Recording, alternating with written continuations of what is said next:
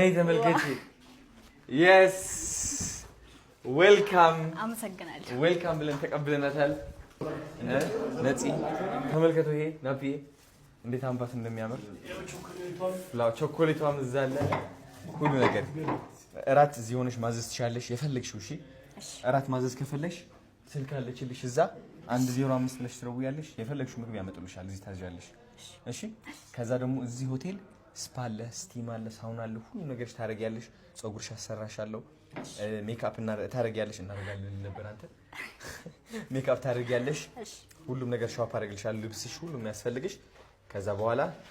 ወደ እንትን እንገባለን ማለት ነው